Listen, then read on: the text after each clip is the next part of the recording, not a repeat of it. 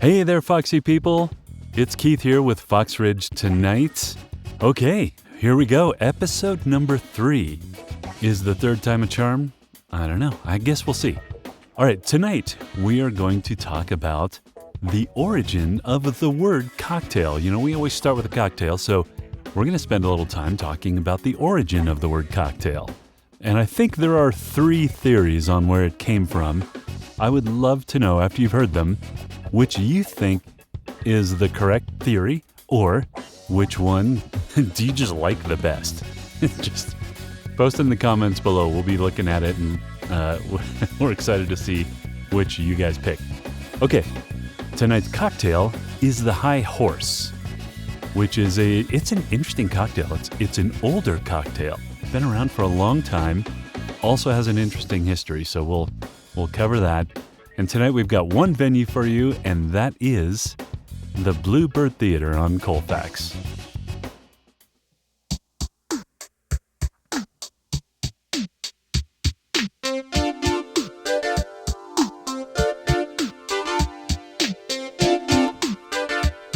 It's Foxridge Tonight. Hey, what's up? There we go. Right on. The best theme song in the whole podcast world. Foxridge Tonight. And trademark, copyright, something. I don't know. Pending. Foxridge Tonight. Pending. It's pending. So, Hey. Anywho. Hey, man. hey, you know, if you need the answer to the question, should you have a really big dinner before you podcast? The answer is no. Why not? Don't. What the hell 'Cause happened? I'm just full, dude. I'm just full. And I got to stuff a couple drinks in my mouth. I'm so full, but I got room. Okay. I got room for a cocktail. Well, of course. Yeah. So what did you have? I have to ask.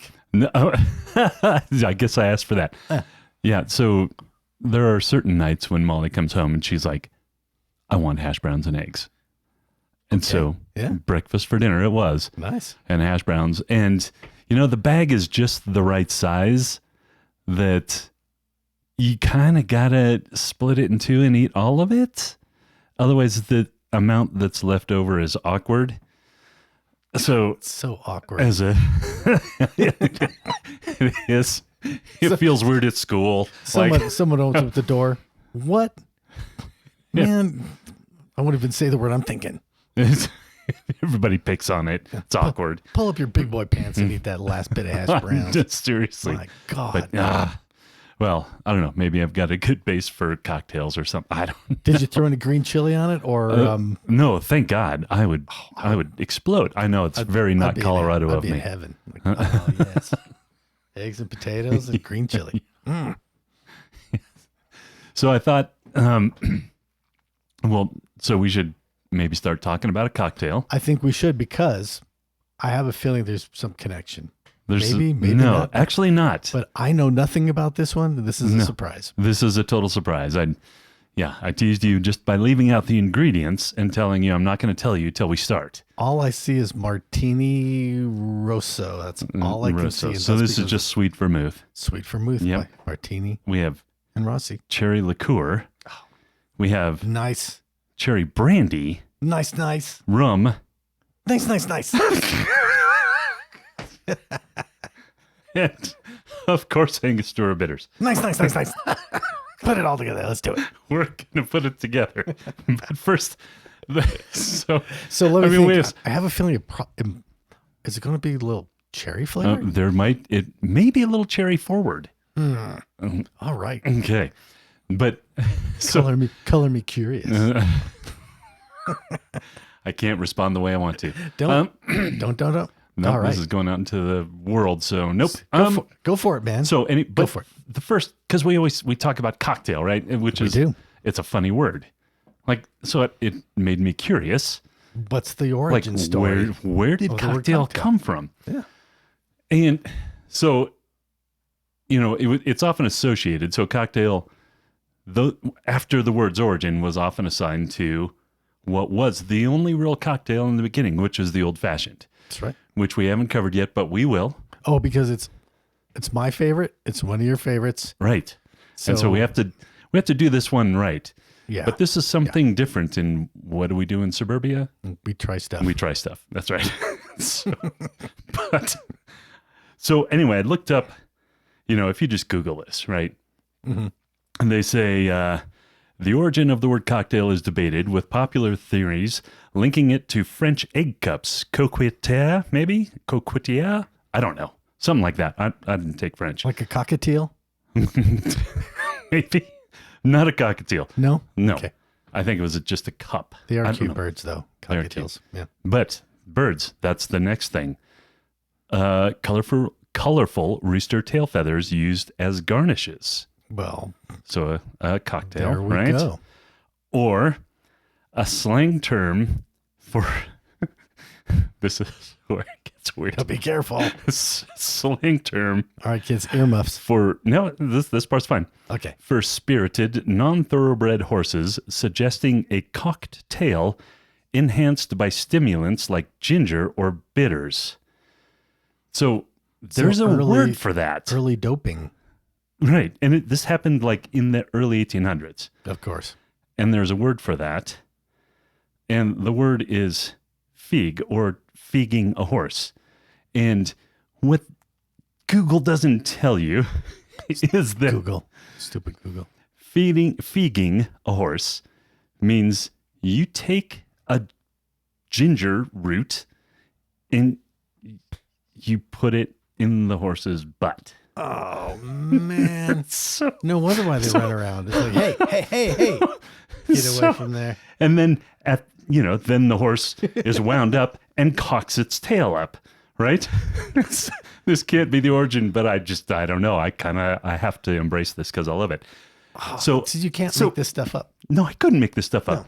And so I was like, when you see the spelling of it, it's Feaguing, feeging. And I was like, I'm going to put this on the podcast. I better know how to say it. Fuging. So what you do is you Google that shit, and then and the Google first says- pronunciation, though wrong, is my favorite. I'm going to play it here. It's going to come out of my phone. Yeah. So here we go.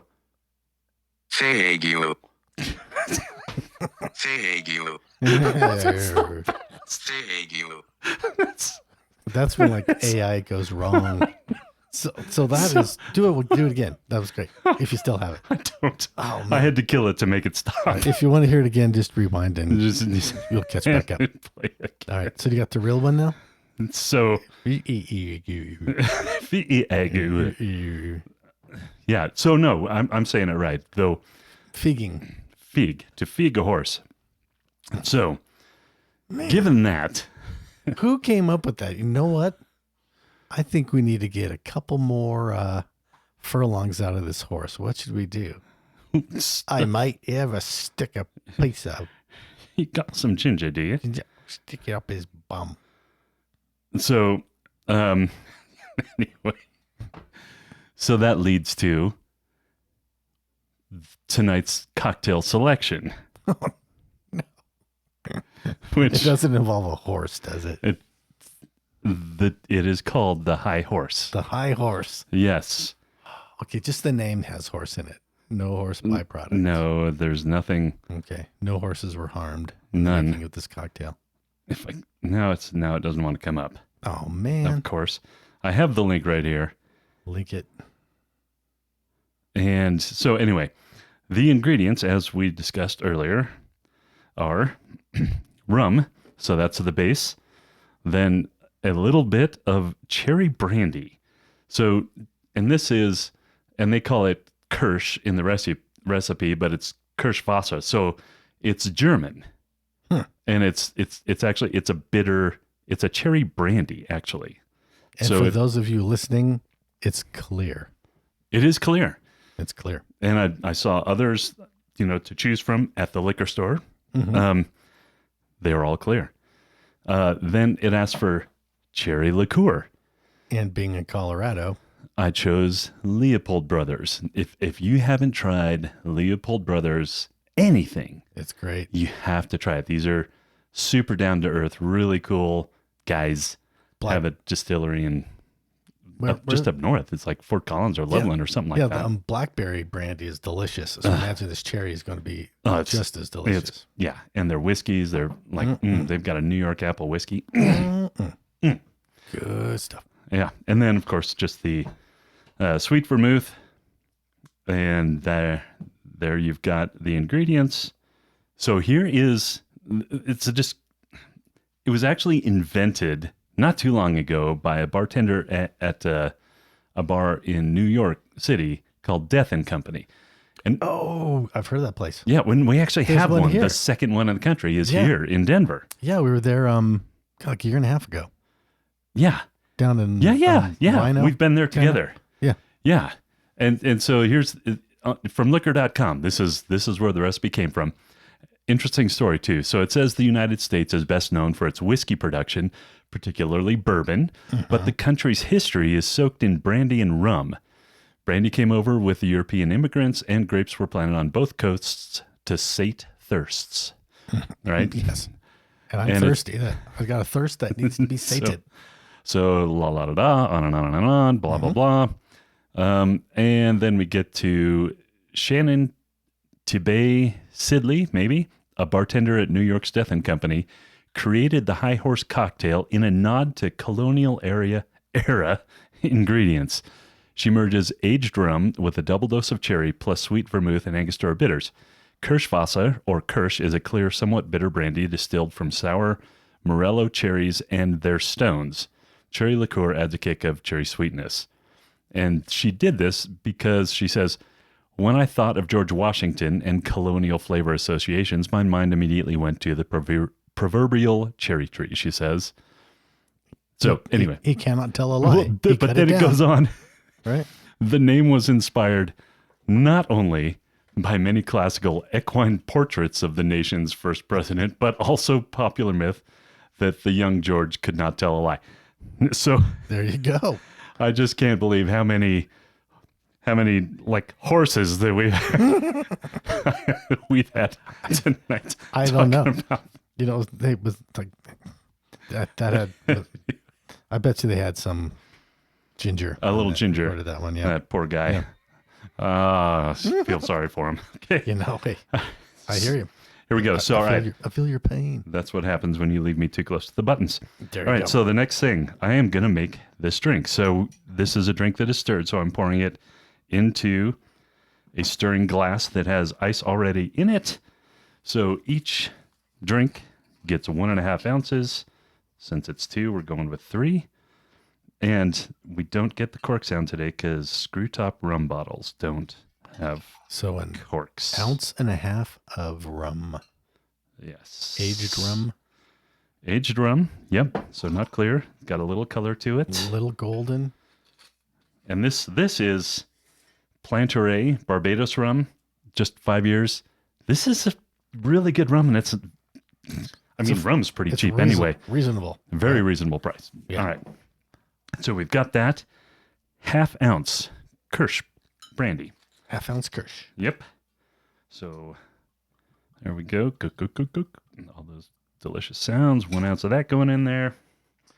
And then we are also doing 1/2 ounce of cherry liqueur. The Leopold Brothers. Now we do get. Yep. There we go. And that's going in. Boink. There's 1 ounce. Now that gives it its red color.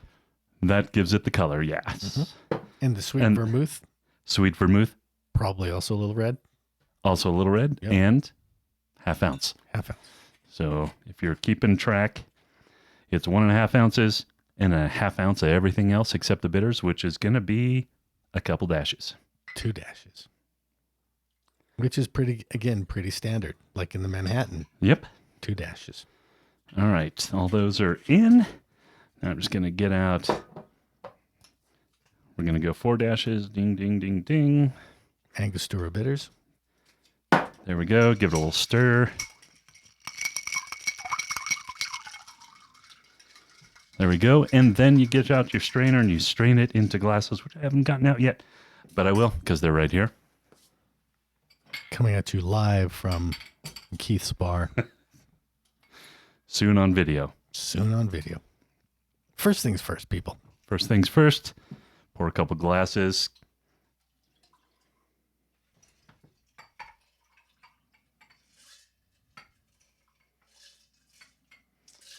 Okay. Poured up, ready to go. There you are, sir. To your health. Cheers. Cheers.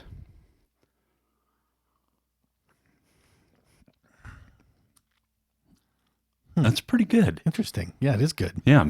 It's not as sweet as I expected, given the very sweet Leopold Brothers cherry liqueur. And everything, even the rum, it has sugar notes to it, right? So, but it's kind of nice if it was really sugary, you know, it could teeter into cough syrup territory, right? Right. And actually, I told the guy at the liquor store what I was doing, and that was just when I had the Leopold Brothers, and that's exactly what he said. He said, it sounds like cough syrup. Au contraire, mon frère. I'm like, yeah, but we're in suburbia and we try stuff. Yeah, you know, my throat's a little scratchy. So, yeah, I think that Wow, that's good. the sweet vermouth not actually being that sweet, and then the Kirschwasser really brought down the sweetness and makes it's pretty nice, and it actually finishes kind of dry. It does. So it gets the Foxridge stamp of approval. It does. There we go. So as we like to say, we put it in rotation. There we go. Right? Rotation. It's in rotation. There we go. There's some things you do not put in rotation, and there's some you think about, but this one's in rotation. There we go. So yeah, sorry about going down Keith's crazy rabbit hole there for a second, but it was kind of fun. You know, every once in a while, you got to get your learn on, right? That's right. I'm all about getting the learn on because I'm naturally curious. That's what my fortune cookie said. I'm naturally curious. It said that you're naturally curious. It did. When did you have it? What, this week or? No, it was a while ago. Okay. Actually, it was when I was a small child, and it had really imprinted on me. It did. It imprinted big time. Big time. So it's like, you know, what are you going to do when you grow up, Stevie? I'm going to learn. And I'm still doing it today. Still doing it. Just today, right now. Right here. now. I learned what to do with Kirschwasser. ginger. Oh, wait. Hey now. Hey now. Whoa. Hey now. Whoa. Anywho. Easy there, boy. So, dude, this is good, man. This is good. This is good. I'll probably have dreams about this tonight. I'm hope sorry. I hope they're good No, ones. I'm here to help. I don't know. Because if not, oh man. I know a good therapist. I need the name. You know my therapist, Dr. Vinny Boombots, right? That's a Rodney Day. That was right. Actually, Rodney Dangerfield's doctor. Yeah. That's right. So what should we draw from the magic sombrero? Yeah, the sombrero de magico. And yeah, it is a sombrero. It had to be a sombrero. It is a real life sombrero. I think it's probably a little bit more of the tourist kind of sombrero, not like a mariachi. No, this is not a real sombrero. This is you get 8 for a party sombrero. Because, you know, the one thing I want to do when I retire is I'm going to join a mariachi band. I want the hat. I want the suit. I want the whole thing. The whole thing? Hey, I'm going to do it, man. All right. So you mixed it up? I'm going to draw? I mixed it up. All right. I'm grabbing. No peeking. No peeking. Well, there we go. Classic. Oh, wow. The Bluebird.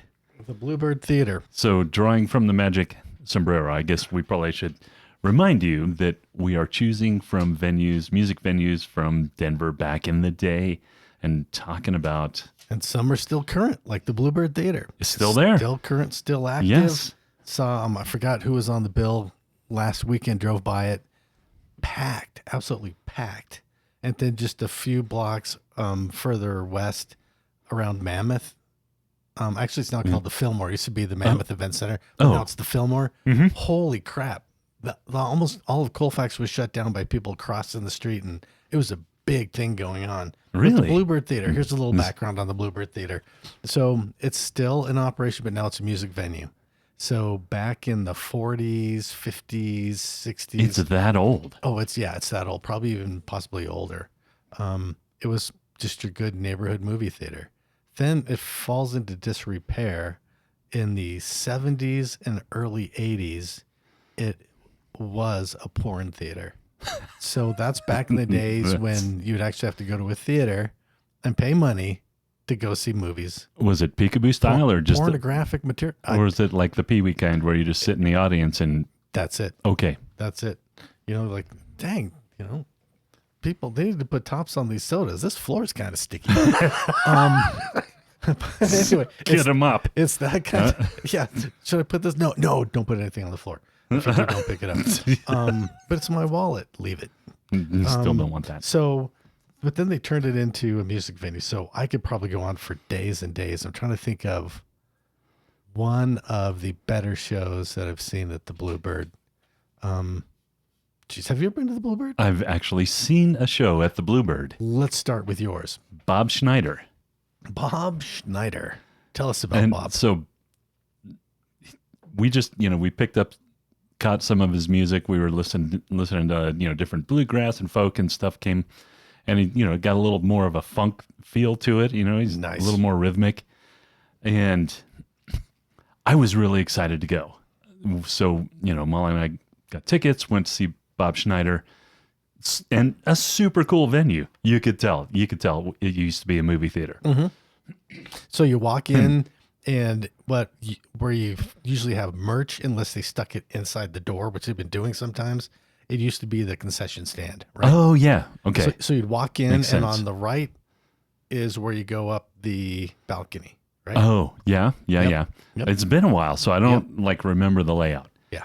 But I remember going in and being in there. And the thing that I remember the most, which is not as much about the Bluebird as it is Bob Schneider. Like the music was great, the sound was great.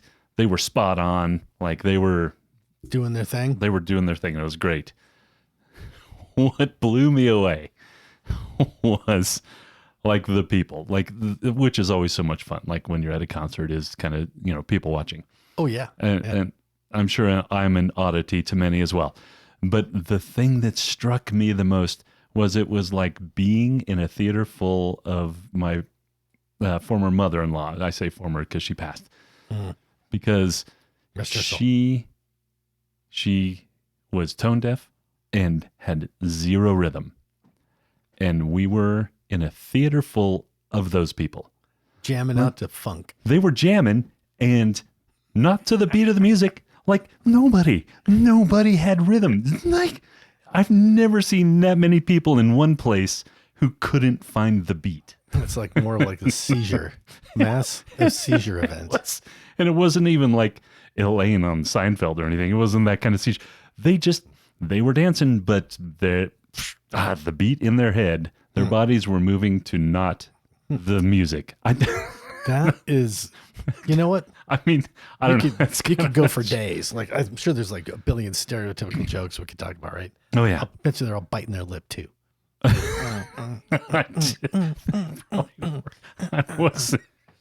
I couldn't even look close enough because I felt like my judgment was written all over my face. So I tried not to make eye contact with anybody.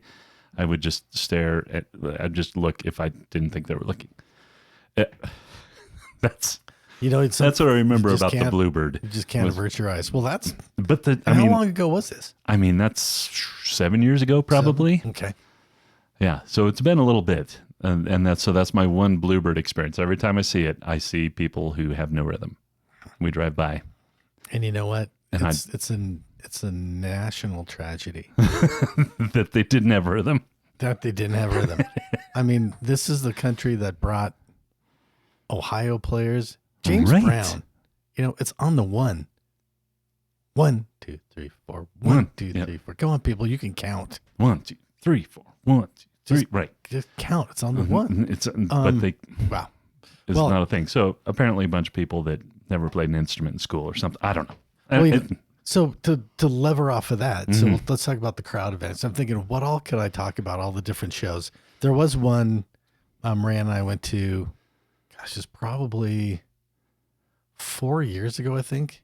It was the Growlers. If you've heard of the Growlers. No. So I mean, if you go online, you'll see a bunch of stuff between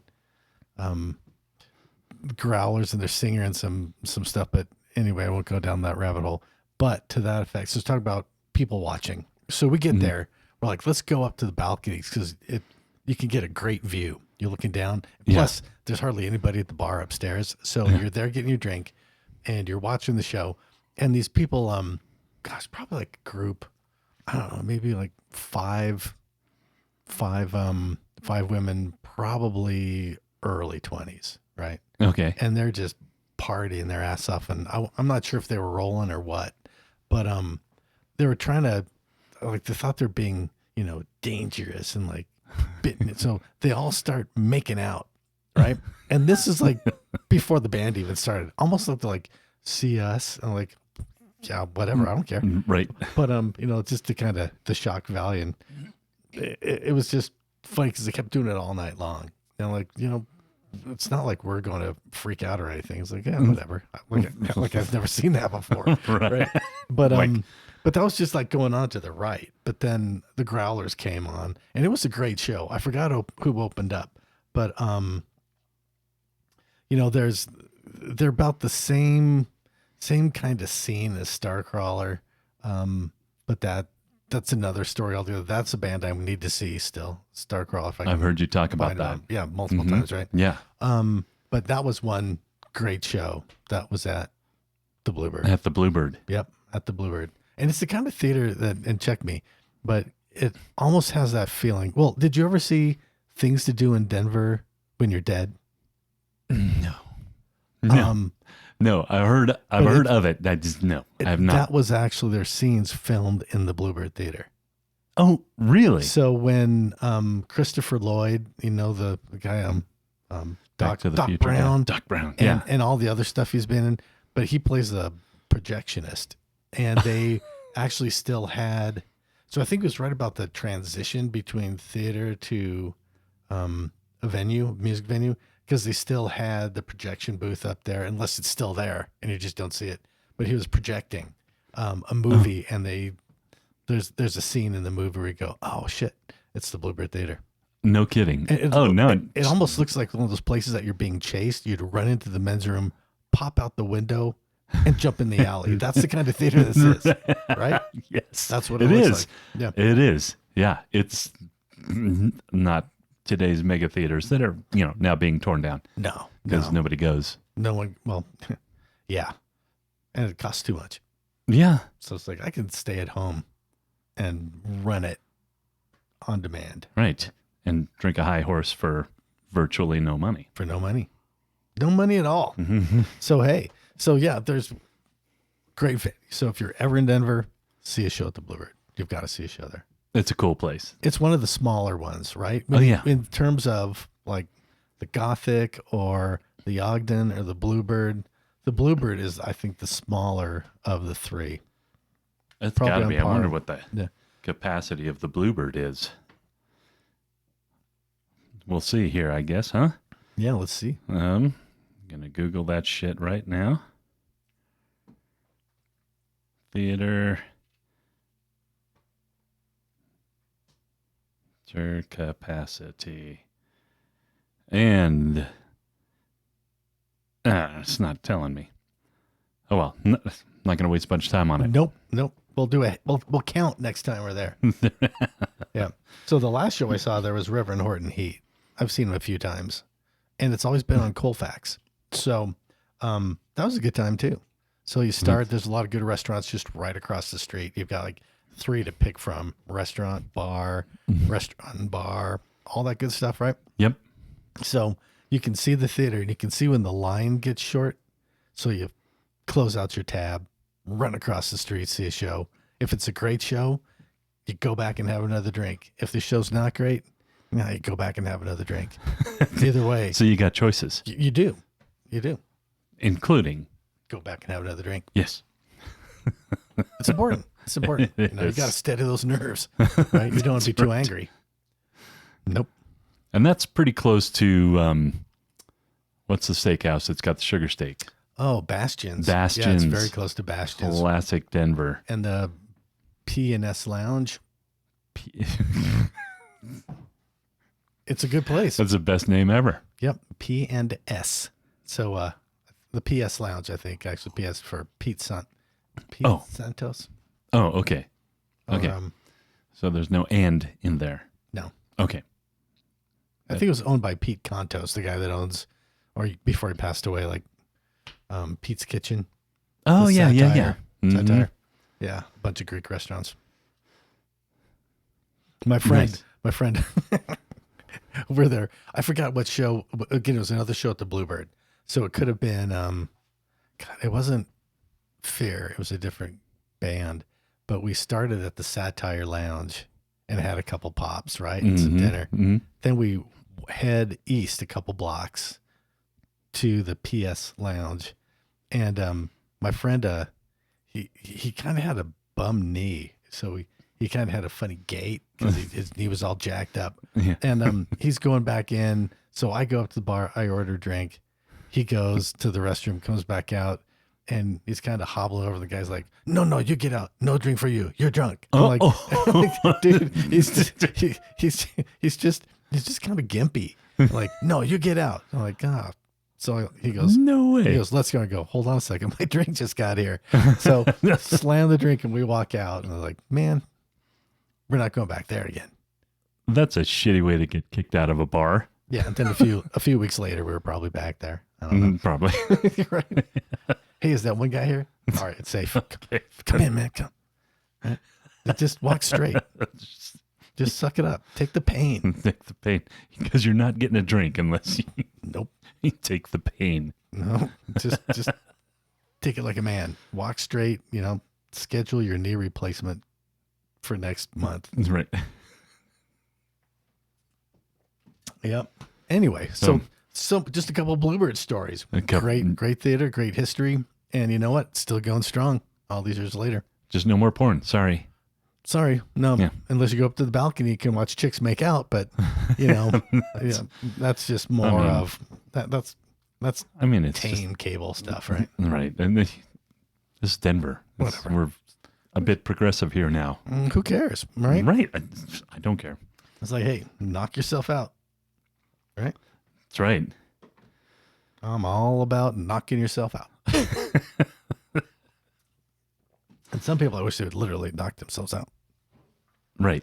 And maybe they need some help sometimes. We could help them. We can Knock them out. Hey, Mama said. I know a guy. I got a guy. So how we doing, man? I think we're probably about,